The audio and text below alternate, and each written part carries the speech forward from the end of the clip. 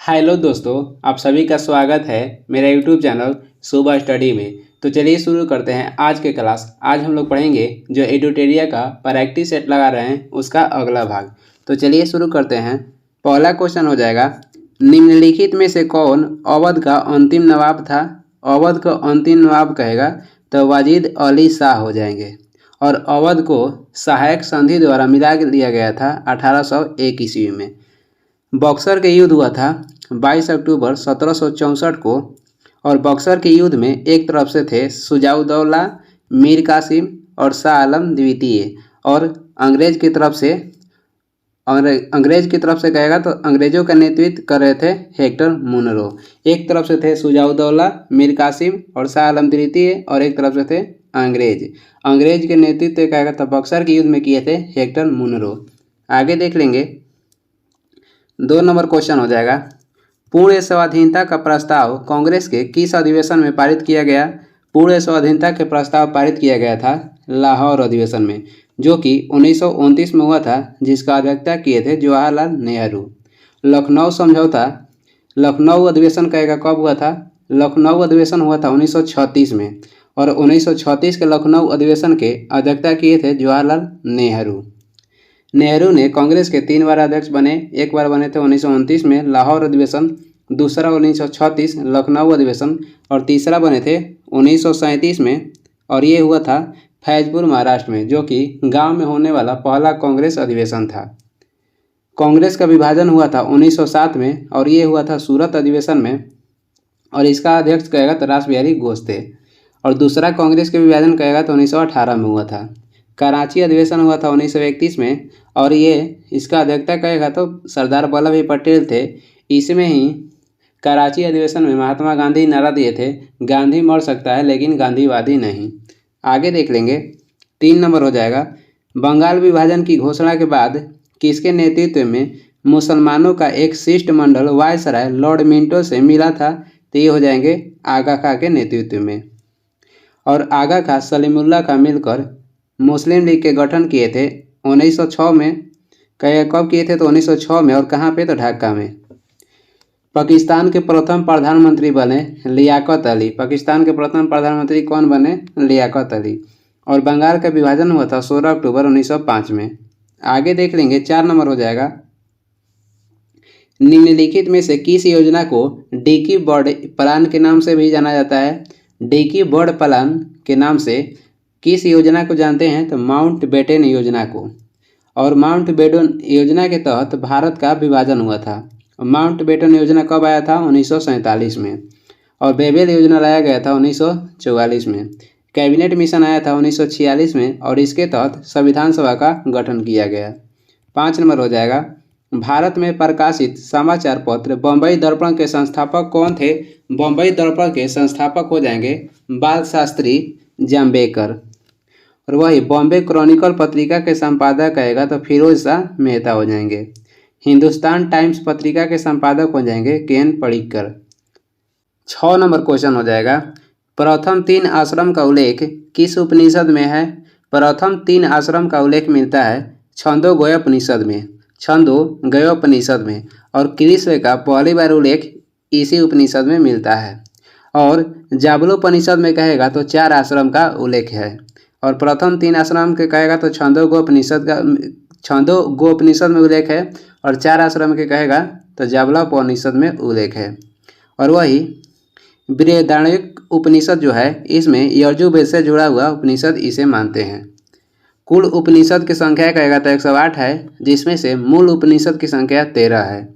7 number हो जाएगा, निम्नलिखित में से कौन सा भारत में सबसे बड़ा हड़प्पाकालीन स्थल है? भारत में स्थित सबसे बड़ा हड़प्पाकालीन स्थल कहेगा तो ये हो जाएगा राखी गढ़ी, जो कि हरियाणा में स्थित है। धौलावीरा स्थित है गुजरात में, और ये हड़प्पा काल के ऐसा कहेगा स्थल था जो कि 3 भागों में विभक्त था। जल प्रबंधन कहेगा कहाँ से मिला है? तो धौलावीरा से ही जल प्रबंधन का साक्ष्य प्राप्त हुआ है। चनोदड़ो ये पाकिस्तान में स्थित है, और मोहनजोदड़ो भी सिंधु नदी किनारे पाकिस्तान में स्थित है, जिसे मृतकों का टीला कहते हैं। आगे देखेंगे। 8 नंबर हो जाएगा, आर्यों के मूल निवास के संबंध में किस विद्वान का मत था कि इनका मूल निवास तिब्बत में था? तो ये बोले थे दयानंद सरस्वती। और आर्य प्रथम बार बसे थे पंजाब और अफगानिस्तान में। और किसने कहा था कि आर्यों का मूल निवास मध्य एशिया था, तो ये कहे थे मैक्स मुलर। कहेगा कि आर्यों का मूल निवास के संबंध में किसने कहा था कि उनका जो था निवास तिब्बत में था, तो ये बोले थे दयानंद सरस्वती। और कहेगा कि मध्य एशिया में था, तो ये बोले थे मैक्स मुलर। और आर्य प्रथम बार पंजाब और अफगानिस्तान में बसे थे। दयानंद सरस्वती का जन्म हुआ था गुजरात में 1824 ईस्वी में। आगे देख लेंगे 9 नंबर क्वेश्चन हो जाएगा, किस धर्म का यह मत है कि मोक्ष इस जीवन में भी संभव है, इसे प्राप्त करने के लिए मृत्यु आवश्यक नहीं है। तो ये बौद्ध धर्म का मत है कि बौद्ध धर्म की ये मत है कि मोक्ष इस जीवन में भी संभव है, इसे प्राप्त करने के लिए मृत्यु आवश्यक नहीं है। जैन धर्म में ईश्वर की मान्यता नहीं थी, लेकिन आत्मा का मान्यता था। वही सौर कहेगा कि शैव धर्म का सर्वाधिक प्राचीन संप्रदाय कहेगा, तो शैव धर्म का सर्वाधिक प्राचीन संप्रदाय हो जाएगा पशुपत, जिसके संस्थापक कहेगा तो लकुलिश थे। 10 नंबर हो जाएगा, अशोक ने किस अभिलेख में स्वयं को सम्राट कहा है, तो ये कहा है भाब्रू अभिलेख में। वही मौस्की अभिलेख और गुर्जरा अभिलेख में अशोक का नाम अशोक ही मिलता है।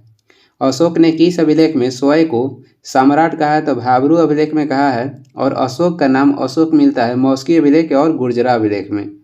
आगे देख लेंगे अगला क्वेश्चन है 11 नंबर, 10 अवतार मंदिर का निर्माण किस काल में हुआ है। 10 अवतार मंदिर का निर्माण हुआ है गुप्त काल में।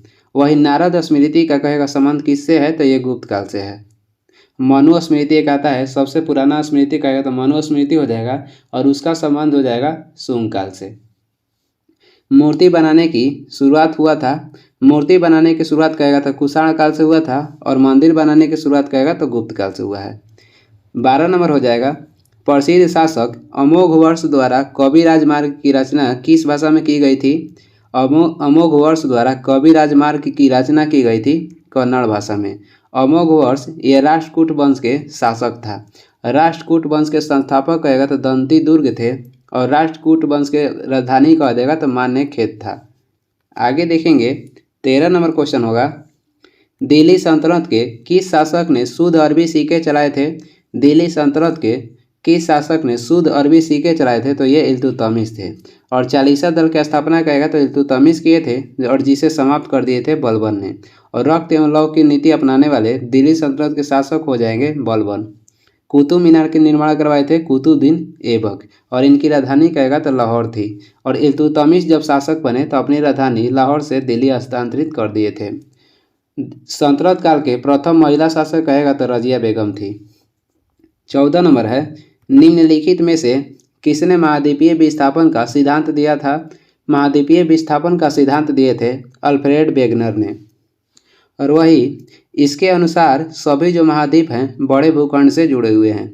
अल्फ्रेड वेगनर के अनुसार सभी जो महाद्वीप हैं बड़े भूखंड से जुड़े हुए हैं।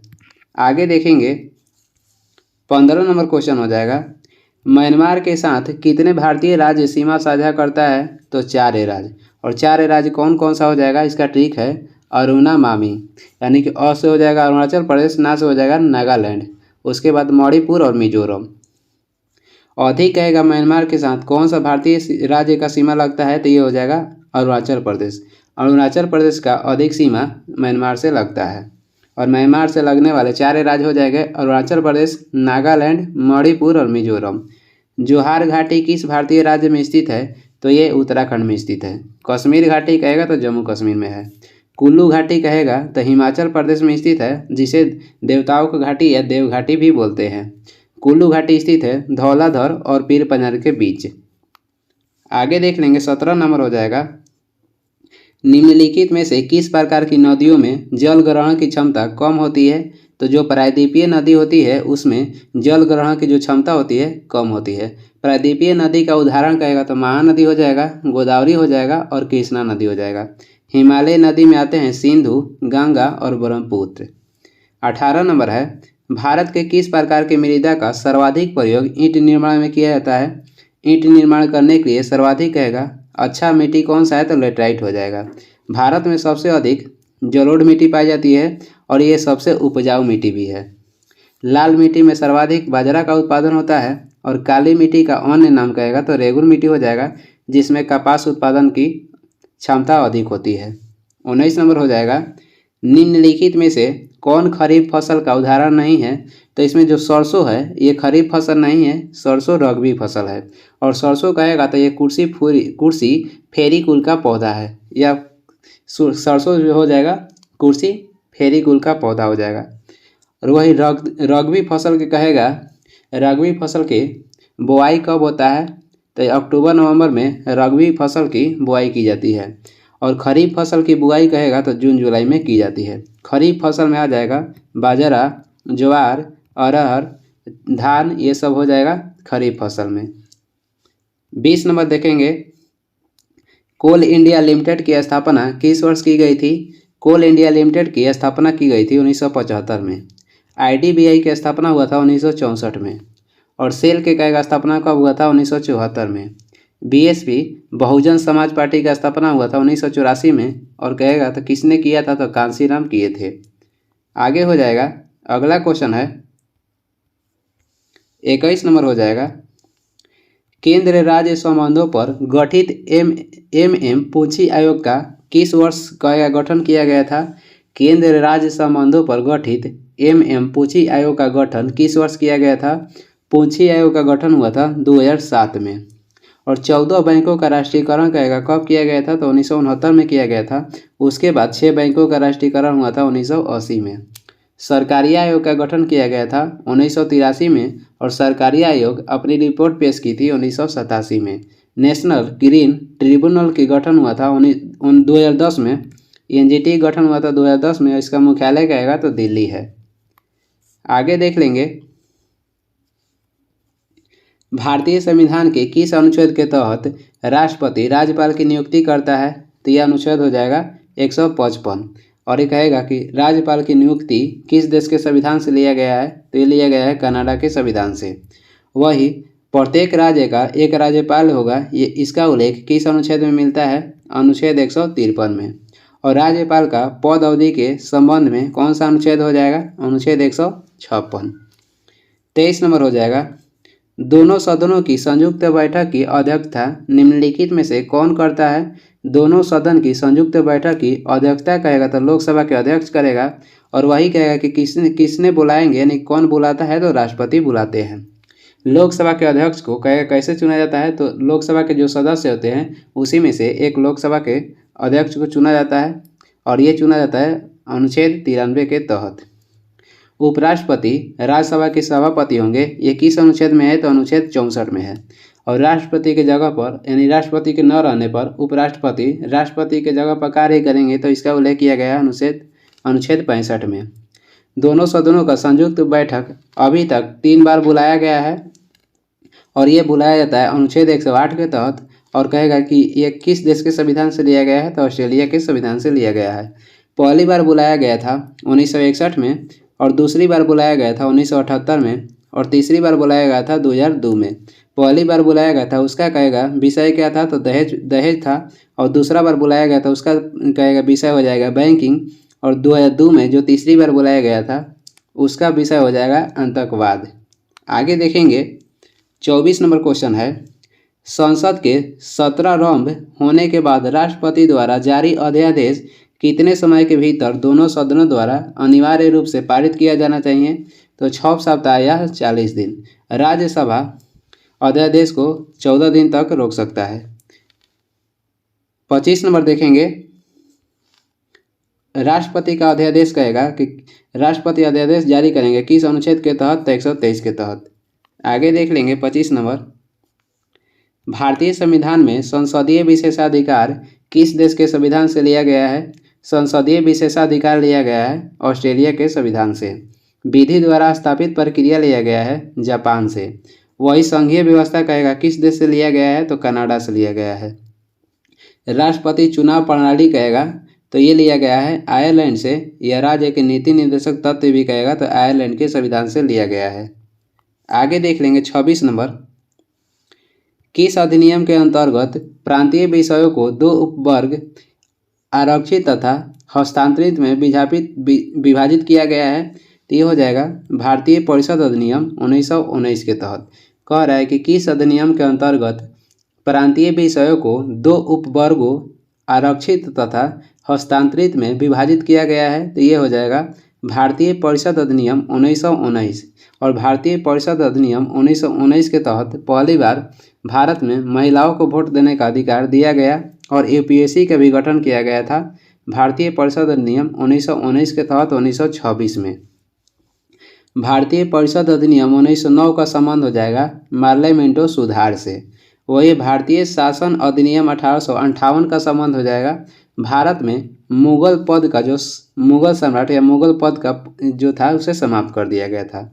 भारतीय शासन अधिनियम 1858 के तहत भारत से मुगल सम्राट का पद जो था उसे समाप्त कर दिया गया था।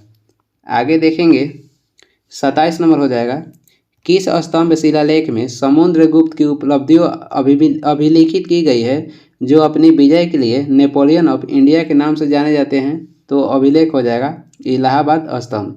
इलाहाबाद स्तंभ का संबंध समुद्रगुप्त से है जिसका रचना किए थे हरिसेन ने। विजय स्तंभ के कहेगा निर्माण किसने करवाया था? तो राणा कुंभा करवाए थे। लौह स्तंभ कहेगा तो लौह स्तंभ जो है ये दिल्ली में है और ये कुतुब मीनार के पास है। आगे देखेंगे 28 नंबर हो जाएगा भारतीय संविधान की प्रस्तावना में भारत को किस रूप में घोषित किया गया है? भारतीय संविधान के प्रस्तावना में भारत को एक सार्वभौम समाजवादी धर्मनिरपेक्ष प्रजातांत्रिक गणराज्य के रूप में घोषित किया गया है। भारतीय संविधान के प्रस्तावना में कहेगा तो एक बार संशोधन किया गया है 1976 में। प्रस्तावना लिया गया है ये अमेरिका से लिया गया है। वही प्रस्तावना की भाषा कहेगा तो ऑस्ट्रेलिया से लिया गया है। आगे देखेंगे आगे हो जाएगा 29 नंबर निम्नलिखित में से कौन मूलभूत अधिकार नहीं है? तो इसमें ऑप्शन डी में जो दिया गया है कुछ दशाओं में काम, शिक्षा और लोक सहायता पाने का अधिकार ये मूलभूत अधिकार नहीं है। वर्तमान में भारतीय संविधान में 6 प्रकार का मौलिक अधिकार का उल्लेख है। जब संविधान सभा लागू हुआ था उस समय 7 प्रकार के मौलिक अधिकार था और संपत्ति का अधिकार को मौलिक अधिकार से निकालकर अब कानूनी अधिकार बना दिया गया है। आगे देखेंगे 30 नंबर क्वेश्चन हो जाएगा भारत के नियंत्रक के महालेखा परीक्षक से संबंधित उपबंधों का वर्णन संविधान के किस भाग में दिया गया है? तो ये दिया गया है भाग 5 में। भारत के नियंत्रक के महालेखा परीक्षक के कहेगा उल्लेख किस अनुच्छेद में है? तो इसका उल्लेख किया गया है 148 में। और नियंत्रक के महालेखा परीक्षक के कर्तव्य कहेगा तो किस अनुच्छेद में उल्लेख किया गया है? 149 में। भारत के प्रथम नियंत्रक के महालेखा परीक्षक थे नरहरि राव। वर्तमान में कहेगा तो जीसी मुर्मू है, यह जगदीश चंद्र मुर्मू है। और भारत के जो नियंत्रक के महालेखा परीक्षक है इनका जो मान्यता है सर्वोच्च न्यायालय के न्यायाधीश के बराबर मान्यता दिया गया है। और क्या के कहेगा नियुक्ति कौन करते हैं? तो राष्ट्रपति करते हैं। और इनका कार्यकाल होता है 6 वर्ष या 65 वर्ष में जो भी पहले हो। आगे देखेंगे अगला क्वेश्चन हो जाएगा 31 नंबर प्रथम राजभाषा आयोग का गठन किस वर्ष किया गया था? प्रथम राजभाषा आयोग का गठन हुआ था 1955 में और पहला अध्यक्ष कहेगा तो बीजी खरे थे। 1949 में राष्ट्रीय आय समिति का गठन किया गया। 1938 में कहेगा तो राष्ट्रीय योजना समिति का गठन किया गया। राष्ट्रीय आय समिति कहेगा तो 1949 हो जाएगा, राष्ट्रीय योजना समिति कहेगा तो 1938 हो जाएगा। गुट निरपेक्ष आंदोलन के गठन किया गया था 1961 में जिसे नाम भी कहते हैं। और केंद्रीय सांख्यिकी संगठन के गठन किया गया था 1951 में। 32 नंबर हो जाएगा समाचार पत्र निम्नलिखित में से किस सूची के अंतर्गत आते हैं? समाचार पत्र आते हैं समवर्ती सूची में। और शादी विवाह या शिक्षा ये सभी भी समवर्ती सूची में आते हैं। वर्तमान में समवर्ती सूची में 52 विषय हैं। संघ सूची में आते हैं रेल, डाक, ये सब जो है संघ सूची में आते हैं। वर्तमान में संघ सूची में 100 विषय हैं। राज्य सूची में आ जाएंगे पुलिस, कृषि और राज्य सूची में कहेगा वर्तमान में तो 61 विषय हैं। और तीनों सूची का उल्लेख किया गया है 7वीं अनुसूची में। आगे देख लेंगे 33 नंबर हो जाएगा निम्नलिखित में से कौन सी पुस्तक प्रेमचंद द्वारा नहीं लिखी गई है? तो प्रेमचंद द्वारा यशोधरा पुस्तक नहीं लिखी गई है। यशोधरा पुस्तक के लेखक हो जाएंगे मैथिली शरण गुप्त जिन्हें राष्ट्र कवि के उपाधि भी दी गई है। रंगभूमि, निर्मला और गोदान ये सभी प्रेमचंद द्वारा लिखी गई पुस्तक है। 34 नंबर हो जाएगा, अमजद अली खां का संबंध किस वाद्य यंत्र से है? अमजद अली खां ये सरोद बजाते थे। बांसुरी कहेगा तो पन्नालाल घोष ये बांसुरी बजाते थे। सितार बजाते थे पंडित रविशंकर। वीणा कहेगा कौन बजाते थे? कल्याण कृष्ण या एस बालचंद्र। आगे देखेंगे 35 नंबर हो जाएगा। 35 नंबर क्वेश्चन है, ग्रे बुक किस देश का सरकारी रिपोर्ट या प्रकाशन दस्तावेज है? तो ये हो जाएगा जापान और बेल्जियम दोनों का। ग्रे बुक कहेगा तो बेल्जियम और जापान दोनों देश का सरकारी रिपोर्ट और प्रकाश दस्तावेज है। 36 नंबर देखते हैं, भारतीय वन प्रबंधक संस्थान का मुख्यालय कहाँ स्थित है? भारतीय वन प्रबंधन संस्थान का मुख्यालय कहेगा तो ये भोपाल में स्थित है। और भारतीय वन अनुसंधान केंद्र कहेगा तो ये देहरादून में है। राष्ट्रीय कृषि अनुसंधान संस्थान कहेगा तो ये दिल्ली में है। और राष्ट्रीय कृषि प्रबंधन संस्थान कहेगा तो हैदराबाद हो जाएगा। राष्ट्रीय कृषि अनुसंधान संस्थान दिल्ली और राष्ट्रीय कृषि प्रबंधन संस्थान कहेगा तो हैदराबाद हो जाएगा। बोस संस्थान कहेगा तो ये कोलकाता में है। आगे देखेंगे 37 नंबर हो जाएगा, नई विज्ञान एवं प्रौद्योगिकी नीति को किस वर्ष लागू किया गया था? तो ये लागू हुआ था 2003 में। राष्ट्रीय वन नीति लागू किया गया था 1988 में। पर्यावरण संरक्षण अधिनियम लागू किया गया था 1986 में। वन संरक्षण कहेगा तो 1980 में लागू किया गया था। वन जीव संरक्षण लागू किया गया था 1972 में। वन जीव संरक्षण हो जाएगा 1972, वन संरक्षण हो जाएगा 1980 और पर्यावरण संरक्षण हो जाएगा 1986। भारतीय संसद पर आतंकवादी हमला हुआ था 2001 में। आगे देखेंगे 38 नंबर क्वेश्चन हो जाएगा, 6 प्रमुख बैंकों का राष्ट्रीयकरण किस पंचवर्षीय योजना के दौरान किया गया? 6 प्रमुख बैंकों का राष्ट्रीयकरण किया गया था 6ठी पंचवर्षीय योजना के दौरान। और 6 पंचवर्षीय योजना के कहेगा 6 बैंकों का जो राष्ट्रीयकरण था ये हुआ था 1980 में और 6ठी पंचवर्षीय योजना में हुआ था। 6ठी पंचवर्षीय योजना का कार्यकाल हो जाएगा 1980 से 85 तक। चतुर्थ जो पंचवर्षीय योजना था इसमें 14 बैंकों का राष्ट्रीयकरण किया गया था और चतुर्थ पंचवर्षीय योजना का कार्यकाल हो जाएगा 1969 से 74 तक। 1969 में 14 बैंकों का राष्ट्रीयकरण हुआ था। तृतीय पंचवर्षीय योजना कहेगा कार्यकाल कब से कब हो जाएगा? तो 1961 से 66 हो जाएगा। और 7वीं पंचवर्षीय योजना का कार्यकाल हो जाएगा 1985 से 80। पंचवर्षीय योजना जो था ये रूस देश के संविधान से लिया गया है। आगे देख लेंगे, अगला क्वेश्चन है 39 नंबर हो जाएगा, भारत में योजना आयोग का गठन किस समिति की सिफारिश पर किया गया था? भारत में योजना आयोग के गठन का सिफारिश किया था केसी नियोगी समिति। ये वित्त आयोग के प्रथम अध्यक्ष भी थे। भारत में योजना आयोग का गठन किया गया था 15 मार्च 1950 को। अब योजना आयोग के स्थान पे नीति आयोग आ गया है जिसका गठन किया गया था 1 जनवरी 2015 में। इस संस्थानम समिति का संबंध हो जाएगा सरकारी विभाग में जो भ्रष्टाचार है उसे रोकना। और एल.के. झा समिति का संबंध है अप्रत्यक्ष कराधान से। 40 नंबर क्वेश्चन हो जाएगा, निम्नलिखित में से कौन अप्रत्यक्ष कर के उदाहरण है? तो इसमें हो जाएगा सेवा कर, बिक्री कर, सीमा शुल्क, उत्पाद शुल्क और तत्व शुल्क। ये सभी अप्रत्यक्ष कर के उदाहरण है। और अप्रत्यक्ष कर से संबंधित समिति कहेगा तो रेखा समिति या रेखी समिति अप्रत्यक्ष कर से संबंध है। आगे देखेंगे 41 नंबर क्वेश्चन हो जाएगा, यदि किसी अर्थव्यवस्था में अच्छी और बुरी मुद्राएं एक साथ प्रचलन में है तो बुरी मुद्रा अच्छी मुद्रा को प्रचलन से बाहर कर देती है। ये किसका कथन है? तो ये ग्रेसमे का नियम का कथन है। और ग्रेसमे का नियम कहेगा किससे संबंधित है? तो मुद्रा का प्रचलन से। आगे देख लेंगे 42 नंबर हो जाएगा, निम्नलिखित में कौन ग्रीन गैस का उदाहरण नहीं है? ग्रीन हाउस गैस का उदाहरण कहेगा कौन सा नहीं है? तो इसमें कार्बन मोनोऑक्साइड ये ग्रीन हाउस गैस का उदाहरण नहीं है। बाकी जो मीथेन हो जाएगा, कार्बन डाइऑक्साइड हो जाएगा और क्लोरोफ्लोरोकार्बन हो जाएगा, ये सभी ग्रीन हाउस गैस हैं। और वायुमंडल में कहेगा कि CO2 का मात्रा कितना है? तो 0.03% हो जाएगा। मीथेन को मार्स गैस भी कहते हैं। क्लोरोफ्लोरोकार्बन जो है ये रेफ्रिजरेटर से निकलता है और ये ओजोन परत को हानि पहुंचाता है।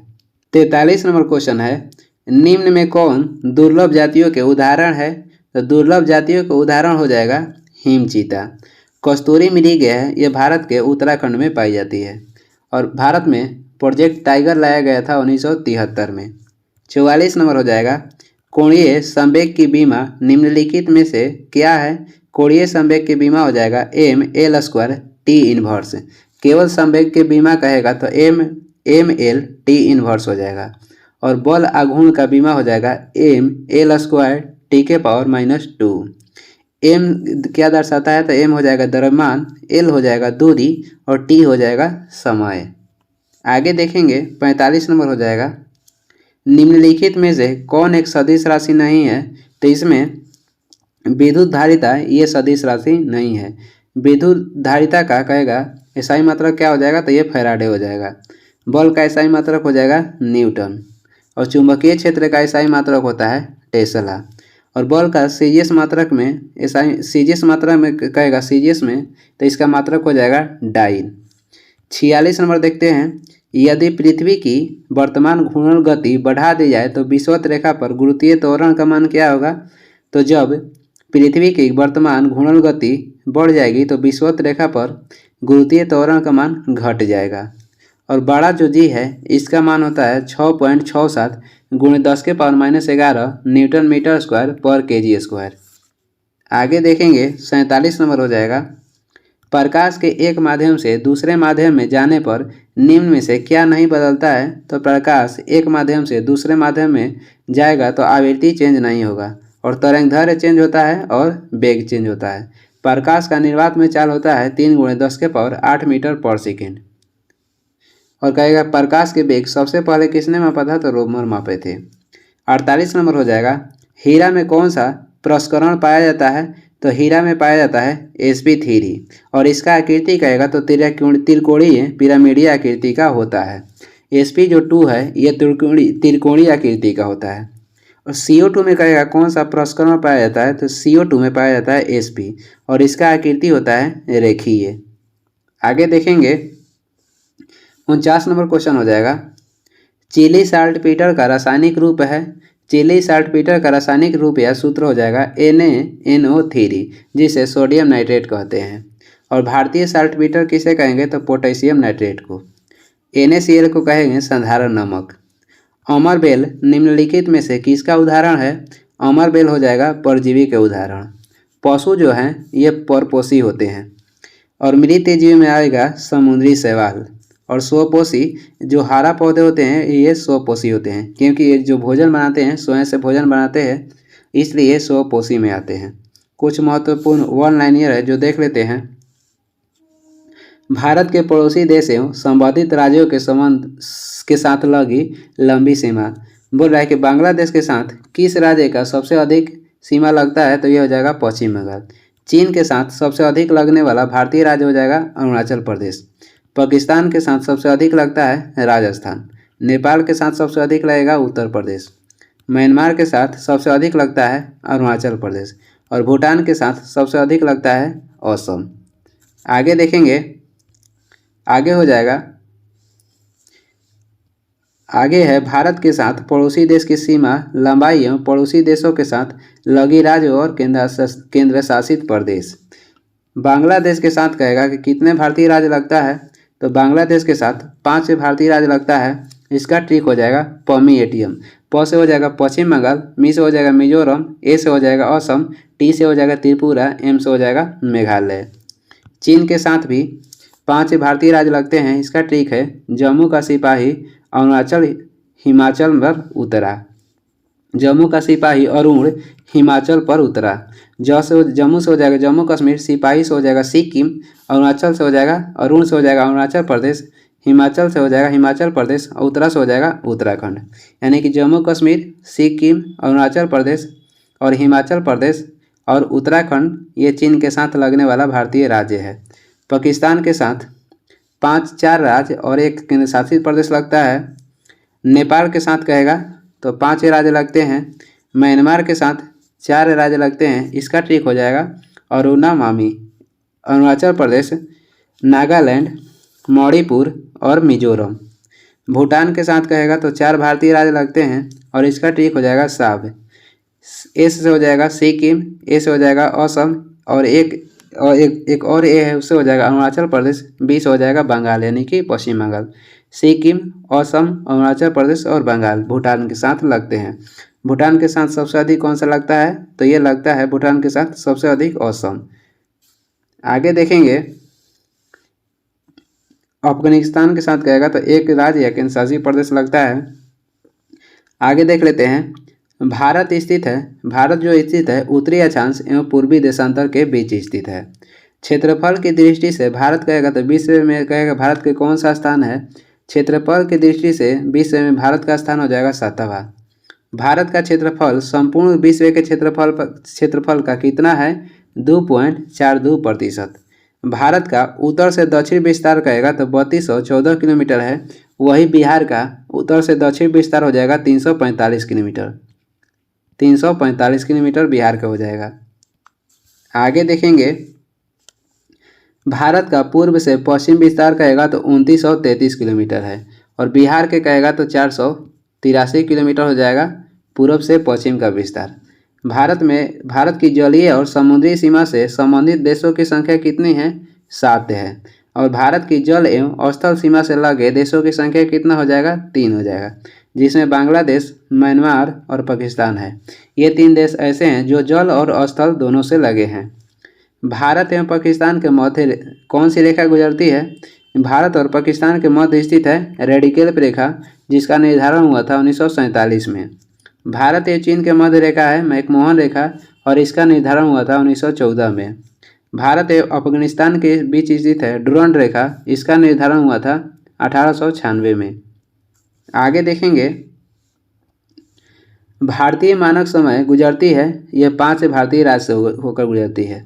प्रयाग, ये कहेगा कि प्रयागराज के नैनी से गुजरता है, जो कि 5 राज्य से गुजरता है, उत्तर प्रदेश, मध्य प्रदेश, आंध्र प्रदेश, छत्तीसगढ़ और उड़ीसा। भारतीय मानक समय ग्रीनविच समय से 5.5 घंटा आगे है। और भारत के पूर्वी स्थल और पश्चिमी स्थल में कहेगा समय अंतराल में कितने घंटा का अंतर हो जाता है? 2 घंटा के। कर्क रेखा गुजरती है तो भारत के 8 राज्यों से, और ये राज्य है राजस्थान, गुजरात, मध्य प्रदेश, छत्तीसगढ़, झारखंड, पश्चिम बंगाल, त्रिपुरा और मिजोरम। इसका ट्रिक है मित्र पर गमछा झाड़।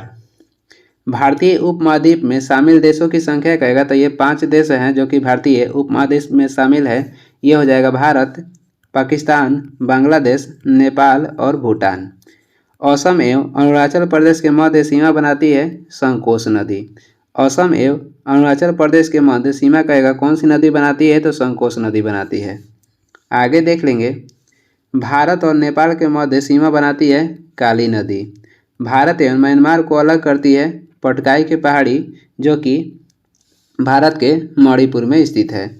3 ओर से बांग्लादेश के साथ घिरा भारतीय राज्य हो जाएगा त्रिपुरा। भारत का सबसे दक्षिणी बिंदु कहेगा तो इंदिरा पॉइंट हो जाएगा, और भारत के मुख्य दक्षिणी बिंदु कहेगा तो कन्याकुमारी हो जाएगा। वीडियो के लास्ट क्वेश्चन है, और वीडियो को लास्ट तक देखने के लिए धन्यवाद। वीडियो पसंद आ रहा है तो लाइक कर दीजिए, और चैनल पर नए हैं तो आपको अच्छा लग रहा है वीडियो तो सब्सक्राइब भी कर दीजिएगा।